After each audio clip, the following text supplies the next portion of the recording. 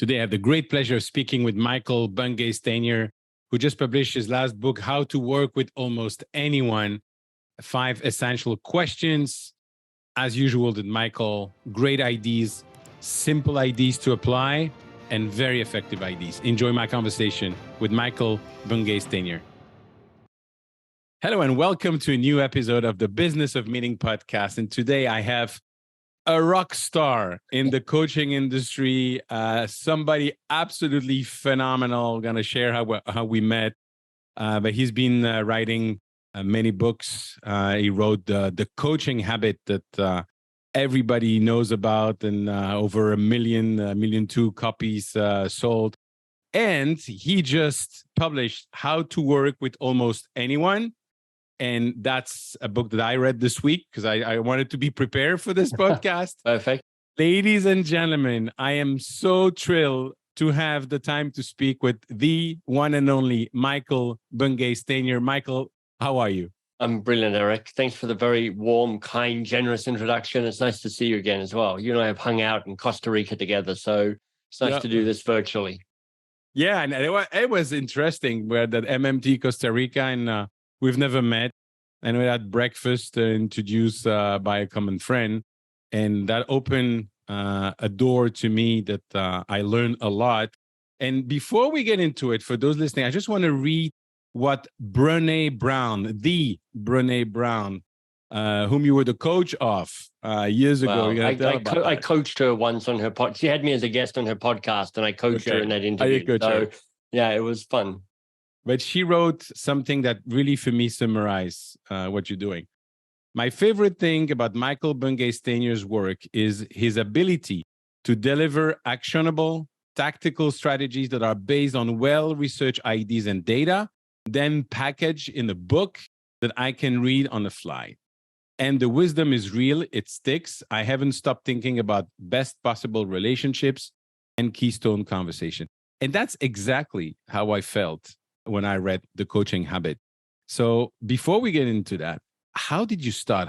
How did you become the reference in the world of coaching? Well, whenever you ask somebody that story and they tell you their origin story, it all sounds a bit more tidy and neat than it actually is. And I tend to love the saying, inspiration is when your past suddenly makes sense. You finally look back and you go, oh, okay, I see how the pieces started to fall into place. So from where I am now, and I look back, I can see that as a teenager, I spent a lot of time listening to my friends because, teenagers are full of angst and, everything's dramatic and melodramatic. And I noticed that I would spend time sitting in the car with friends or sitting in a cafe and being a pretty good listener, but also going, I have no idea what I'm doing. I have no idea if this is actually helpful or not helpful, or should I be giving advice? Should I not be giving advice? So while still in my teens, I trained as a crisis telephone counselor for youth. So kind of a youth suicide hotline, that sort of thing. Mm. And that was my first introduction into this understanding that there's something very powerful about asking a question and listening to the answer, and understanding that their first answer is not necessarily their only answer and their best answer, and it's not necessarily the whole of it. There's often stuff underneath it. So the power of staying curious was really taught to me in those early days. And I did that counseling through university. I ended up studying in England. And finally, after leaving university, I launched my career. I was working in the UK in the world of innovation and creativity, so inventing products and services for companies. When I realized that very few of the ideas I had ever made it to the open market, I went into the world of organizational change to go, how do you make change happen in organizations? And by this time, I had moved from London to Boston. So this was in the late 1990s, right, about the year 2000. And it was there that I started really noticing the rise of coaching. I'd first seen it whilst I was still living in London, but then in Boston, I hired my first coach. And I also started telling my consulting clients that I would coach them without really knowing what that meant. And in 2001, I moved to Toronto. The job I had fell through and imploded. And then I got fired from the next job I landed. Because my flight from Boston to Toronto was on 9/11. So that kind of threw a significant spanner in all the works. And it was there I did my first coach training and got kind of excited about it because I'm like, this is my destiny. I was born to be a great coach, and I built a coaching practice. And then here was the kind of the shock, Eric. I didn't enjoy having a coaching practice. I didn't enjoy having long-standing coaching relationships with people. I got bored. I felt I wasn't using my full talent. So I shut my coaching practice down. And that's when I started thinking about writing books. And I wrote a few books before The Coaching Habit. But when I wrote The Coaching Habit and it got published in 2016, so I kind of wrote it in the 2 years before then, I spent 6 or 7 years trying to figure out how best to teach coaching to regular managers and leaders in a way that would unweird it. Because I had this big, strong belief that coaching was a really powerful tool of personal and organizational transformation. I just thought the way it got taught in organizations sucked. It was too woo-woo. It was too touchy-feely. It was too life coaching. I was like, it's got to be relevant for a busy, overwhelmed, stressed manager who has to get stuff done, who has to keep the best of her people going, who has to make progress and kind of report to the bosses high up. Coaching has to be a tool that works with the reality of business, not kind of in some sort of fantasized, coaching world. Mm-hmm. And so it's teaching those programs and then writing the Coaching Habit book was my big break. And so that book took off. The company I founded to teach that, the Box of Crayons, took off. And then since then, I've turned my attention to trying to write more books because of all the things I do in the world. Writing books is perhaps the most distinct and unique and most useful. Awesome. I just want to come back a few seconds on what you said. You were coaching or helping teenagers. Yeah. Well, you were a teenager yourself. Right. So, I mean, I think that's absolutely phenomenal. Are you a kind of old soul or were you confronted to issues that open your heart and your mind and be in a better position to listen to others? I appreciate you saying that. It's hard to claim I am an old soul. It sounds the sort of thing somebody who is not an old soul would do. But other people have said that about me, and I'm not sure what it was. It just felt like the right thing to be doing. Mm-hmm. And I just thought to myself, I think I would be pretty good at doing that because I'm pretty good at being with people in the moment and being curious about them. Right now, Eric, I'm just starting to explore how to become a death doula. So somebody who sits with people as they're dying and provides a service to be present to them as they die, but also to help the family around that person dying to be, less stressed by it, less anxious about it. Still sad and still angry if necessarily, but less entangled in the fear of what death is and more just present to the passing of somebody that they love. And so I'm going to do that training because I think it's kind of a bookend to the work I did as a youth and counseling there, which is so often it's what a great service is not needing to have answers because there is no answer to dying and there is no answer really to suicide. But being present and being curious and helping people feel seen and feel heard. And if I can make that one of my contributions to the world, I think that's a good contribution. Wow. I have no other words than wow. That's wow. Do you have in that situation also, I guess that you're taking on you a lot of the stress, a lot of the sadness of the people. How do you manage that, you as an individual? Well, I don't feel like I take it on. I can be present to it without needing to own it. Taking it on feels actually like robbing people of something that is theirs. I can be present with them. I will have my own feelings about what's going on, and those are mine to own and be present to. But my job is not to rescue them, and my job is not to make them feel better. My job is to be present to what's going on with them and be a source of comfort for them. And that's not rescuing them from their emotions, but it might be helping them find ways to get over their fear of what's going on and to be able to be a guide to what's going on. So I guess there's another book in the future as well.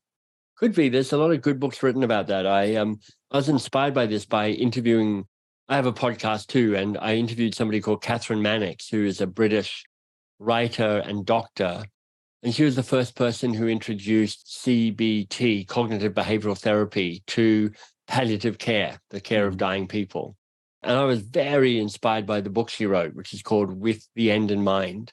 And I loved my conversation with her. And that kind of was the spark for me to kind of pursue this a little further.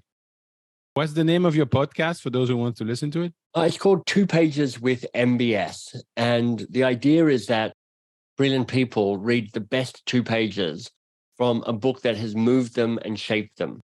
So it's kind of trying to come at a way to disrupt the usual interview, come in through a favorite portal, tell me about an amazing book. So I get to learn about amazing books because I'm a reader and a writer.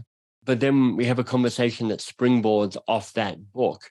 And because I don't know what pages they're going to read, it is a great test for me as an interviewer because I have to listen really carefully to what's being read and then being in the moment and asking them to unpack that and to explore their lives together. So it feels like it is a nourishing act for me. You said earlier on that your breakthrough, the box of crayon and then the book, The Coaching Habit, was that due to also previous book you've published and or the fact that you decided to basically manage everything from the editing to the launch and not working with necessarily the big publishers? Yeah. So think about publishing books. Nobody really knows how to make a successful book. Everybody knows how to make unsuccessful books, but nobody really knows the magic that makes for a successful book. I mean, I think about it like this. If you can get people I've seen some statistics. The statistics are grim.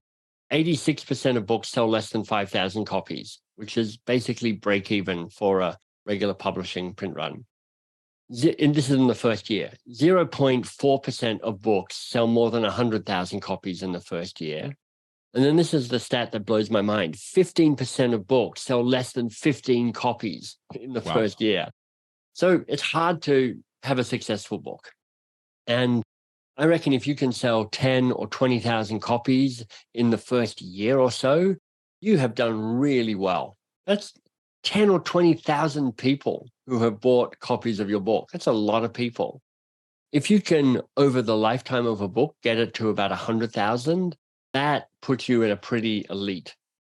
And I feel that with the books I write, 100,000 copies is the stretch goal for my books. And I've had 2 books that have kind of got close to 100,000 copies that have been sold.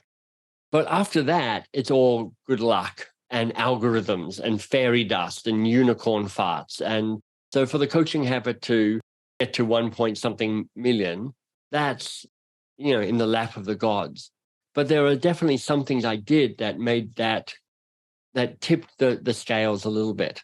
The first is, it took me a long time to write that book because I kept trying to get it published with a regular publisher and they kept rejecting me. So it was on the 7th rejection and therefore the 7th version of the book that I'm self-publishing this book. And so by the time I wrote that final version of it, I had written it a lot. And it didn't take me long to write the next version of it because I just already knew and had polished and had practiced bits of it for a while. Secondly, I did get to control the brand and the look and the feel. So I like that as an entrepreneur. And then thirdly, I set myself a goal that this would be considered a classic. And I wanted it to be when somebody said, what books on coaching should you read? My goal was this would be one of 3 books that got mentioned. I didn't care what the other 2 were. I just wanted my book to be one of the 3. And my goal was to get it to 1,000 reviews on Amazon because that felt impossibly large and also not impossible. I thought, I was like, if I squint and I close my eyes and I can cross my fingers, I can imagine that. It's now got like 14,000 reviews on Amazon. So it's like amazing. And so for it to become a classic, I'm like, I can't just launch it. I have to market it I kind of marketed it pretty solidly for a couple of years. I went on podcast after podcast after podcast. I wrote about it. I gave it away. I kept seeding the book out in the world. And I think because it solves a real problem, which is to unweird coaching for managers and leaders, because it's well written and it's short. Like my books are all written through the lens of what's the shortest book I can write that's the most useful. So it's readable and it's not full of jargon. And a lot of people go, if, I can read this book. And if this is coaching, I could give this a crack.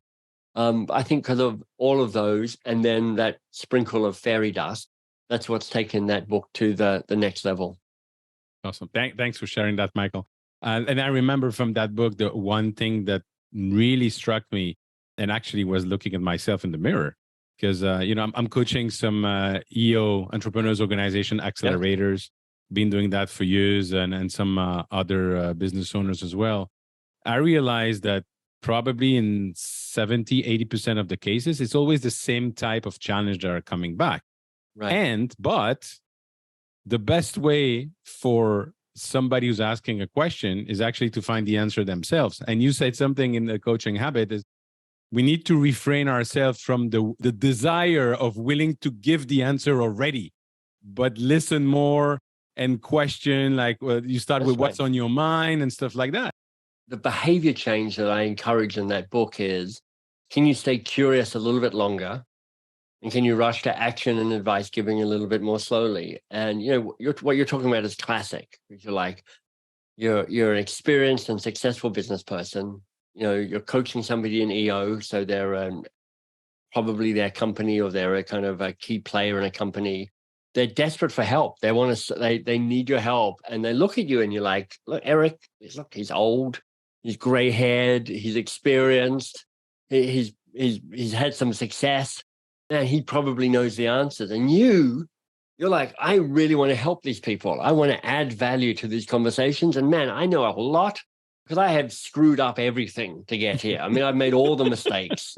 I've had the right imbalance of success, but man, I've got stories, I've got scars, I've got embarrassments. I can't wait to give you all of that. And so you're like, everybody's coming with good intentions. Like they're like, give me the answer. And you're like, I've got answers. Let me give them to you. And that just doesn't work as well as it should. So there is a couple of things that people trip up on. One is they're often trying to solve the wrong problem. Because when somebody comes into a conversation with you, Eric, and goes, hey, Eric, this is the hard thing for me. You're like, brilliant. Let me add some value to this conversation because I've done that and I know exactly what that is. But what I've come to learn is the first challenge is rarely the real challenge. It's just the first challenge.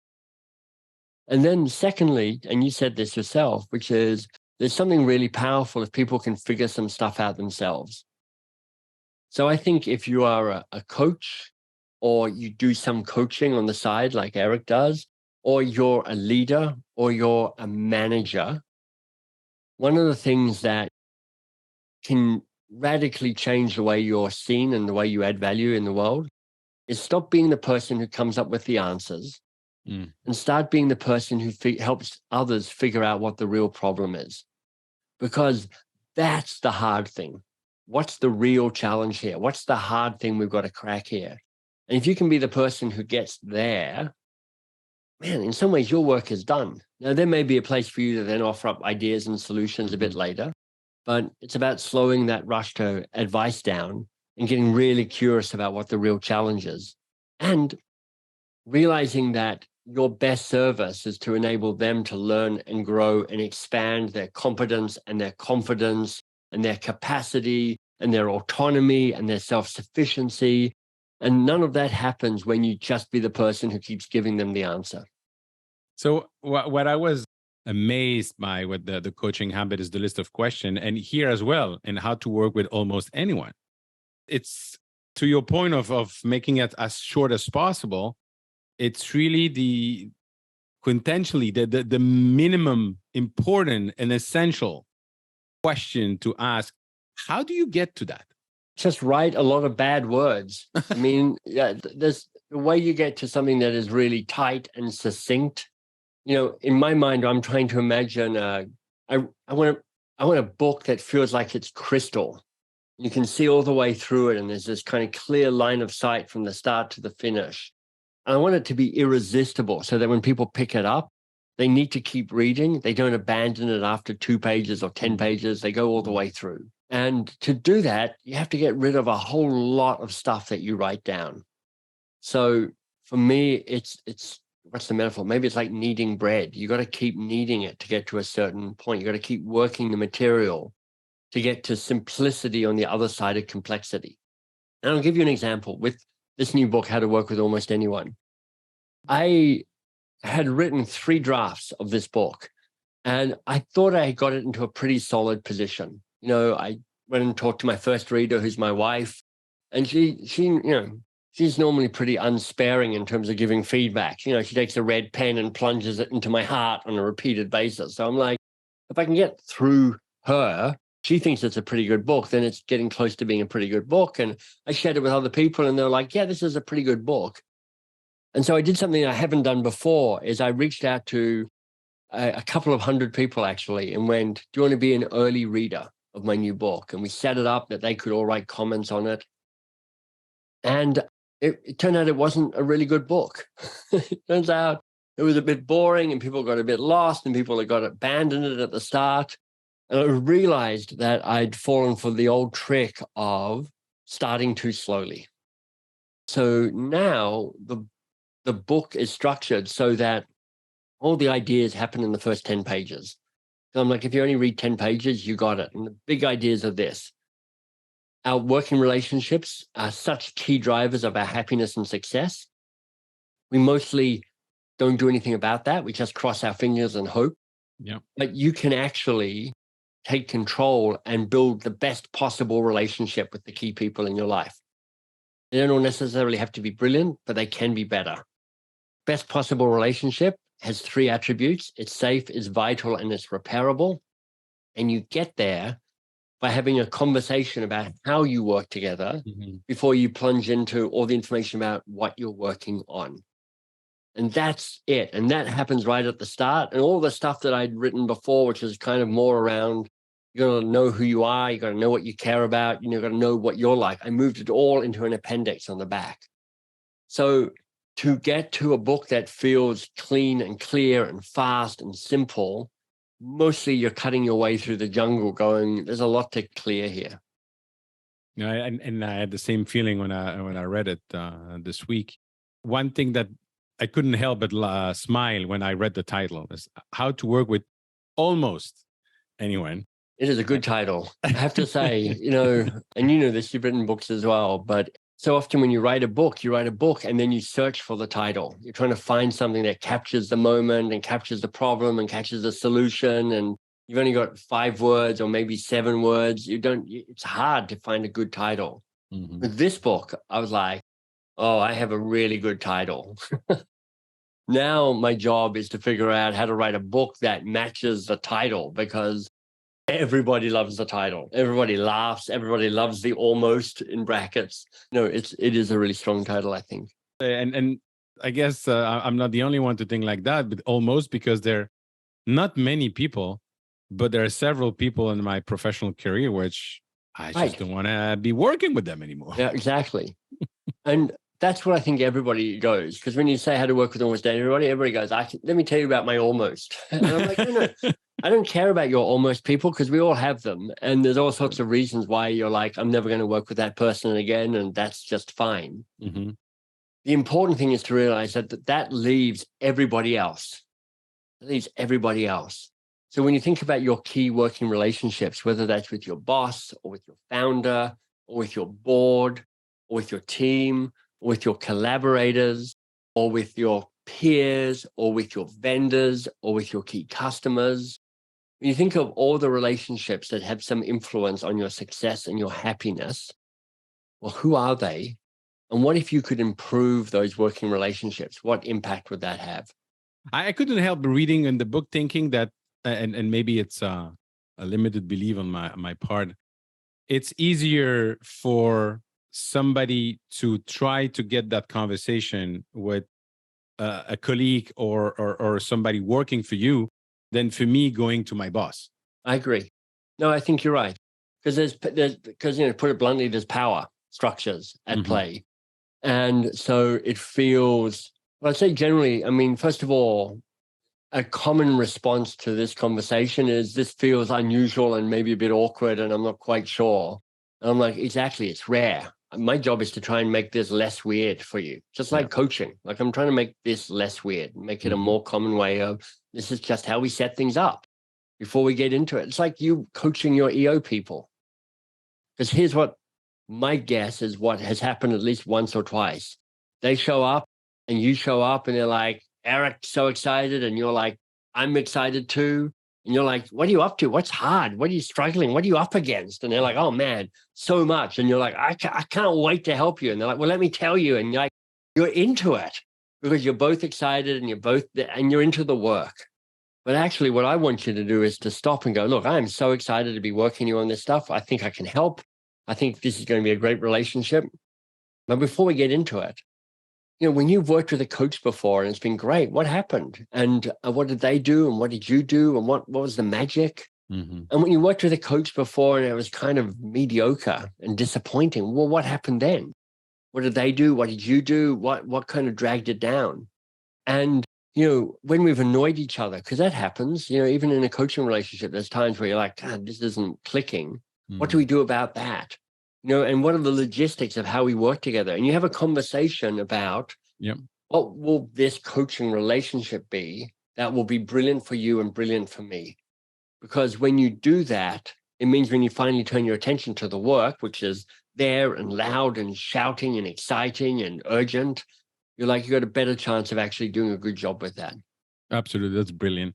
And one of your point as well, which is linking the two last books, is actually starting by creating an environment where people feel safe, right? To share that. My question to you on that one, I believe there is no safe environment, but there are safe people. What's your take on that? Well, I'm not sure. You'll have to tell me more about what you mean by that. So unpack that for me. So for me, safe environment, it's almost like you're looking at the snow globe. And everything is beautiful inside, but you actually don't know who is shaking the snow globe. Okay. And what I try to tell my daughters, for instance, is that the world is not perfect, and there's other people. So it's not such safe environment where you try to protect them, and then they go into the real world. But and you have people that really create an environment where you can be yourself, you can be straightforward, you can be honest, and you can share your happy thing and wrong and sad thing. I guess my response to that, Eric, is, this book, How to Work with Almost Anyone, is written thinking, how do I build individual relationships that are safe and vital and repairable? And I think you can create subcultures or microcultures that feel relatively safe, which doesn't mean, so like, for instance, the classic, the obvious one is like a team. We're like, this culture, it has its safe spots, it has its bright spots, it has its dark spots, but we've got a way of working as a team, which doesn't mean that you don't encounter risk and danger and upset. What we're talking about is not kind of safety from the travails of the world. We're talking safety in you're able to be yourself and speak your mind and show up as who you are. You're not going to be shamed or humiliated. You're not going to be diminished. You don't have to code switch, all of that stuff around psychological safety. So what I'm trying to promote in this book is a relationship that has psychological safety and psychological bravery and an ability to repair itself. And that creates a unit that allows you to face the slings and arrows of outrageous fortune, which is what life is, both in and outside an organization. Absolutely. I like the concept of best possible relationship in that environment. Yeah, and it's important to speak to this because I'm like, where people tend to go is, how do I have more of the amazing working relationships? And of course, I hope that for you as well. But for many of us, I think one of the great benefits of this book might, and the kind of the tools in them might be, you take the 5 hardest working relationships you have, the ones that are a struggle and there's sand in the gears and it's like, ugh, and you make them less bad. You make them more workable. You make them bearable. And I think for many people, that is a great win. It's like, what if my tough relationships sucked less? Just think what you'd save in terms of angst and psychological energy and cognitive energy trying to figure all of that stuff out. Absolutely. And actually, you're saving your health because being in a toxic environment is terrible. Exactly. Yeah. I mean, so, when I'm teaching this, I will get people to remember a really bad working relationship they have. And I'll say, go back to it. Do you remember what happened? What were the exchanges? What were they doing? What were you doing? And then I'll say, what was the impact on you? And it's like, what I get in the chat is this long list of, diminished, belittled, lost my confidence, lost my job, lost my sense of self, lost my ability to work. I mean, it has a real impact. So this idea of going, how do you find ways of making stronger working relationships can make all the difference. Mm-hmm. What I like also, Michael, is that what you prepare us by reading the book, How to Work with Almost Anyone, and you speak about your concept of keystone conversation. Mm-hmm. Can you explain a little bit that? Sure. So the keystone conversation, this is kind of the core tactic in the book, which is if you want to build a best possible relationship, one that is safe and vital and repairable, have a keystone conversation, a conversation about how do we work together before you plunge into the what of the work. So we've kind of given people that kind of concept. And in the book, just like in the coaching I have, I'm like, here are 7 great questions. In this book, I'm like, here are 5 helpful questions that you could use to structure a keystone conversation. And the idea is that you both ask and answer those questions. There's both give and take as you exchange information with the other person. So you get to know them and they get to know you. And between you, you figure out, so what does this working relationship look like at its best? Do you want to take us to the 5? Sure. So the first question is called the amplify question. And it's starting with what's your best? That's the opening question. What's your best? Which I know it's like a slightly awkward question. It's kind of deliberately designed like that because I didn't want to say, what are you good at? Because that's actually not that helpful some of the time. And I didn't want to say, what are your values or, what are your strengths? Because they're all a bit abstract. I'm like, tell me when you shine. Tell me when you flow. And this is tapping into, positive psychology and appreciative inquiry and positive deviance, all these strategies that say amplify what's good. Take it up to 11. I'm a fan of Spinal Tap. So I don't know if you know that movie, but it's all about taking it to 11. My little Take It to 11 volume badge. I'm like, take the good. I don't know that movie. I should look. You don't know Spinal Tap? Okay, but I'm just stopping this interview immediately. I knew this was coming. Now you have to go and watch Spinal Tap. It's a classic so-called mockumentary about a heavy metal band called Spinal Tap. Okay. And it is work of genius. So basically what you're saying here, what's your best is focus on what you're doing great instead of trying to compensate on weaknesses that, might take ages to. It's not even that work at the moment. I'm like, if you and I were collaborating on something, I'm like, Eric, tell me about those moments when you're at your best. Tell me when you're in that flow state. Tell me when you're shining. What's the work you do? What's the way you work with people that brings that out? What are the kind of core attributes about who you are? Give me a sense of you at your best. 'Cause I don't know. And you don't know what I'm like at my best. We start making stuff up immediately. And I'm like, no, but teach me. Because I want to know, I want that. If I'm working with you, I want you, Eric, at his best. If you're working with me, I think you want Michael at our best. But to get there, we have to know what our best is. So let's tell each other. The second question is the steady question. It's kind of about the logistics and the mechanics of working together. So what are your practices and what are your preferences? And the idea is you're like, let's talk about Slack, how we use tasks, how we like things set up, whether you're a morning person, evening person, what your name is, what your pronouns are, all the little things that seem like common sense, but often don't get talked about. And sometimes when they're done badly can be a cause of irritation. Like, two very practical, small examples from my life. My name's Michael Bungay Stanier, so it's a mouthful of a name. My surname is Bungay Stanier. It's like there's an invisible hyphen there. So it's helpful for me to explain that to people. And I don't like being called Mike. I'm Michael, not Mike. And there's always some people who are like, I'm just going to start calling you Mike. And I'm like, Nope. I get to tell them right from the start, don't call me Mike. And then I use Asana as a way of managing projects and managing my tasks. I worked with David Allen, who wrote Getting Things Done way back in the day. And one of the things I learned from him is always start a task with a verb, with a doing word. So I tell my assistant, when I set up working with my assistant, I'm like, if you're putting something in my Asana and assigning it to me, it has to start with a verb or else I won't understand what it is. She's like, fine. And then when she didn't do it, I was like, hey, Asana, a verb, please. And she's like, oh, yeah, right, got it. So little things just smooth the way, just help you kind of work with the way the other person wants to be worked. Questions 3 and 4 are kind of I love questions. it. That's the good date and bad date.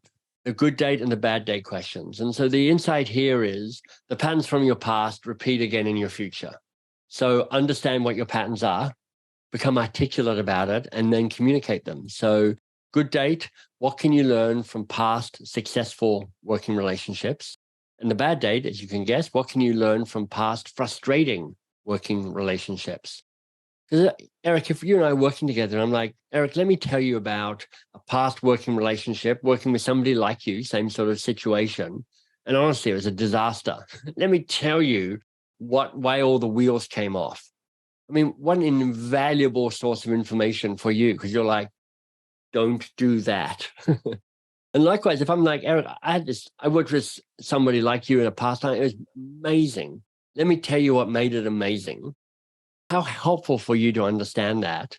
And equally, I'd hope to hear the same stories from you. And then the fifth and final question is the repair question. And it's how will we fix it when things go wrong? And part of the power of this is just this acknowledgement that things will go wrong. They always do. Something happens, might be an explosion, but more often it's a misunderstanding or a misspoken word or an unexplained expectation or a half-broken promise. I mean, there's all sorts of little ways that things going to get a bit cracked or a bit bent. And the power of this question in part is to say, it will go wrong. How will we fix it then? And what you're partly doing here is making a shared commitment to thinking, here's how we fix it. So if I understand well, Michael, and I never said Mike and will never do. Thank you, Eric. If I understand well, this whole keystone conversation and your book, How to Work with Almost Anyone, that should be part of the onboarding when somebody's coming in a company. I think so. I think it has a really good fit there. I think anytime you're onboarding somebody onto your team, a conversation like this might help. For people who are hiring students and bringing them into the first day, it can be really powerful. We're also finding people in procurement, so many contracts end up in kind of legal dispute because they haven't had this conversation about how do we work well together beyond the legalities of how we work together. And there's a possibility that there's a way of saving time and money by building better relationships that then feed into the contracting process. Wonderful. Mike, I would spend hours listening to you, and I can't wait to see you soon. I'll see you in Ojai pretty soon. To do that. Yeah. Before we leave today, and I will ask you as well, but let's start with that. How can people get in touch with you? Yeah, so if you're curious about this book, bestpossiblerelationship.com is the website. And you can there's a way of downloading the 5 questions. And actually, there's a video showing me doing a keystone conversation with somebody on my team. So there's free resources there. You need to give us your email address. But apart from that, you can get all of that stuff for free. And then if you want more about me and my other books and social media and stuff, the kind of the hub, the website is mbs.works. MBS.com was taken by Mohammed bin Salman from Saudi Arabia? Or? MBS.com was taken by a mountain biking company. And by the way, if you read this book, you'll understand why Michael was an amazing gamer with Dungeons and Dragons. That's if true. I pronounce well. Well, my last question. Yeah. You mentioned that you coach once Brené Brown. I did, yeah. I love the story if you can share that. Yeah. It must be stressing as well. So I got to know Brené before she became super famous, and I can't quite remember, but I kind of noticed her and invited her to be on a podcast I ran back in the day. So much so that in an early book of hers, she asked me to blurb her book, which just goes to show how far she's come and how far I haven't come in the time since then. And in those days, she had she was pretty accessible. Her email was like, I don't know, Brené@AOL.com or something like that. But then she blew up and she became famous, and I lost touch with her. I'd write to her and her team would write back going, "We don't know who you are, leave us alone." So I was like, okay, fine. I touched greatness once. But then some years ago, she reached out and invited me to come onto her podcast. And of course, I was thrilled, but I didn't know what the interview was about. She didn't tell me anything. She just said, come on the podcast. So I was like, great. So I spent, 3 weeks sweating it and preparing for it. And I was in Australia. She was in wherever she is in the world, Texas, which meant that I was doing it at like 4 a.m. my time, Australia time. So I was kind of like a bit groggy. And then like 45 minutes into the conversation, she said, so, all right, coach me. I was like, oh, wow. She didn't tell me this was happening. She just went, coach me. I was like, okay. And of course, you can imagine in my head, I'm like, Michael, do not screw this up. This is a chance for you to do a great job or basically blow it. And I think I did a good job. We had a really good conversation. I just stuck to the questions that were in the coaching habit. So you can see me role modeling that. But if you're curious about that conversation, I think the thing it role models most is the power of silence. Because you can hear me ask a question and you can hear Brené thinking about the answer.